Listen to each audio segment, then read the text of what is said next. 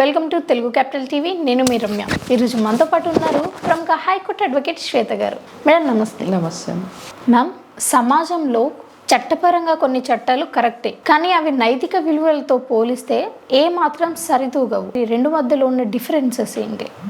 ఎప్పుడైనా ethically correct అనిపించింది, morally correct అనిపించింది, అది లీగల్లీ కరెక్ట్ అయ్యి ఉండకపోవచ్చు. ఆర్ఎల్స్ లీగల్లీ కరెక్ట్ అయిపోయి ఏదైతే మనం ఇది అవును ఇది సరైంది అనుకున్నది మోరల్లీ ఎథికల్లీ మన నైతిక విలువల్ని చూసుకుంటే మనం ఏదైతే నడవడిక మనకు సంబంధించి ఇది కరెక్ట్ అనుకున్నది తప్పై ఉండొచ్చు. రెండు కాన్ఫ్లిక్ట్ ఆఫ్ ఇంట్రెస్ట్ ఉంటుంది, ఎప్పుడు కాంట్రడిక్టరీ ఉంటుంది. మీకు ఇలా చెప్తే అర్థం అవుతుండొచ్చు. ఒక ఎగ్జాంపుల్ తీసుకుందాం. ఒక చిన్న పాప ఉంది, ఆకలితో ఉంది, తను ఆర్ఫన్, అనాథ, మన దగ్గర కూడా డబ్బు లేదు కొనివ్వడానికి. ఆ పాపకి ఇప్పుడు ఏదైతే నీరైనా ఉండొచ్చు, పాలైనా అయి ఉండొచ్చు, తను తినగలిగింది ఏదైనా, అది ఇవ్వకపోతే చనిపోతుంది అనుకోవచ్చు. చనిపోయే పరిస్థితిలో ఉంది.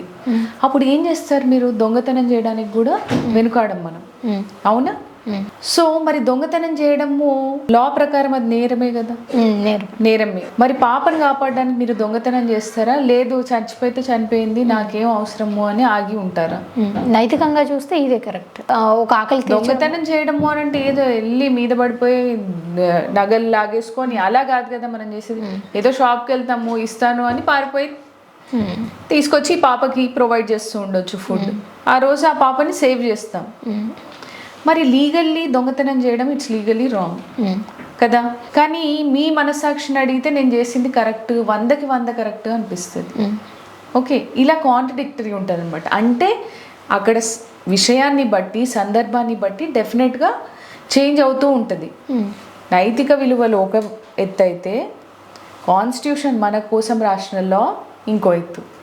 ఓకే, రెండు బ్యాలెన్స్ చేస్తూ బతకగలగడము టఫ్ అనుకోవచ్చు. Okay, critically impossible. రెండింటిని బ్యాలెన్స్ చేస్తూ బతకచ్చు.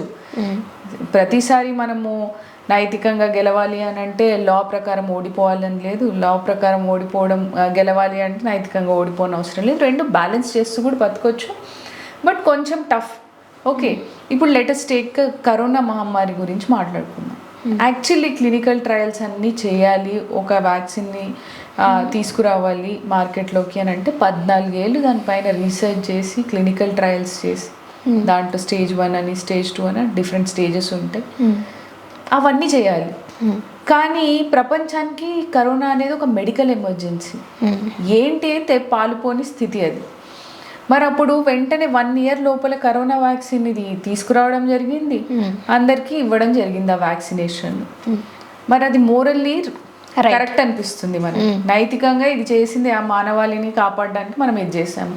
మరి లా ప్రకారము మనం పెట్టుకున్న రూల్స్ ప్రకారం అది తప్పు కదా.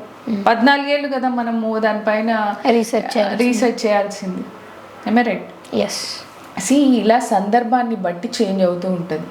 మీరు ఒకటి గమనిస్తే, ఒక ఫోటోగ్రఫర్ ఉన్నాడు, వరల్డ్ లో one of the best photographers. ఆయన ఆఫ్రికాలో ఒక ఫోటో తీస్తూ ఉన్నాడు. ఇక్కడ రాబంద్ వచ్చి ఆకలితో అలమటిస్తున్న బాబుని పైన కన్నేసి అతన్ని చంపి తినేసింది. ఇదంతా చూస్తున్న ఫోటోగ్రఫర్ ఆ అబ్బాయిని కాపాడకుండా ఫోటోలు తీశాడు. విపరీతమైన బ్యాక్లాష్ వచ్చింది ఆ ఫోటోగ్రఫర్ పైన. నీకు అసలు ఎట్లా హ్యూమన్లీ ఇది ఇంపాసిబుల్, నువ్వు చూస్తూ ఫోటోలు తీసావు కానీ ఎందుకు నువ్వేం చేయలేకపోయావు, ఆ పిల్లోని కాపాడలేకపోయావు, నీకు నీ ఫోటోగ్రఫీ అంత ఇంపార్టెంట్. ఓకే, ఆ ఫోటో ప్రచురించడం పడింది నేషనల్ మీడియాలో, ఇంటర్నేషనల్ మీడియాలో అంతా. కానీ ఆయనకి వచ్చిన కమెంట్స్ కి తట్టుకోలేక అతను సూసైడ్ చేసుకొని చనిపోయాడు.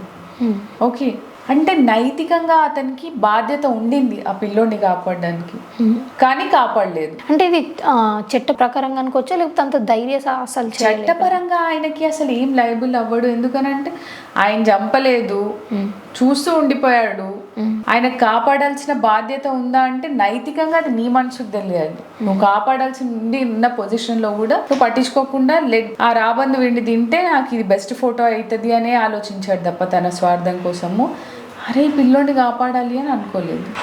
ఆయన అప్పుడు వరకు కన్విన్స్ అయ్యాడు ఆ సిచ్యువేషన్ని, కానీ సమాజం యాక్సెప్ట్ చేయలేదు. తర్వాత ఆయన సూసైడ్ చేసుకొని చనిపోయారు. ఆయన ఇంకో ఇన్స్టెన్స్ తీసుకుందాం, లెటెస్ట్ సే. ఎలాంటి ఇన్స్టెన్స్ అంటే ఇప్పుడు లా ప్రకారము మనకి ఫ్రీడమ్ ఆఫ్ స్పీచ్ ఒక ఫండమెంటల్ రైట్. నువ్వు ఏదైనా మాట్లాడడానికి నీకు స్వేచ్ఛనిచ్చింది రాజ్యాంగం. అలా అని నీ మాటల ద్వారా వేరే వాళ్ళని బాధ పెట్టమని చెప్పలేదు కదా. అవునా?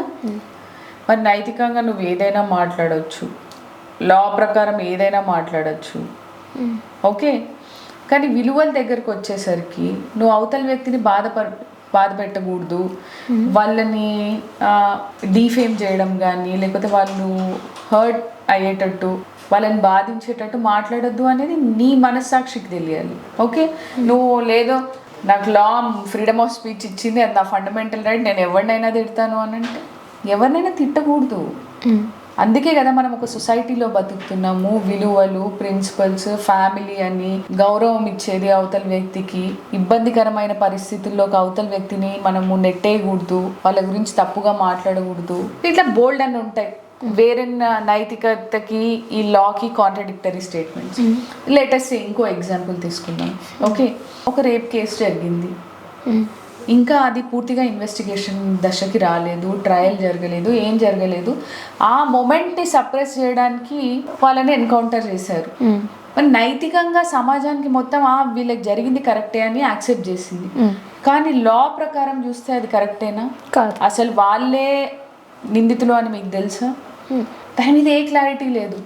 అసలు ఎవరినో కాపాడడానికి వీళ్ళని చంపేశారేమో. బెనిఫిట్ ఆఫ్ డౌట్ డెఫినెట్గా ఉంటుంది కదా. సో ఎప్పుడు ఈ నైతికతకి ఈ లాకి డెఫినెట్గా కాంట్రడిక్షనే ఉంటుంది.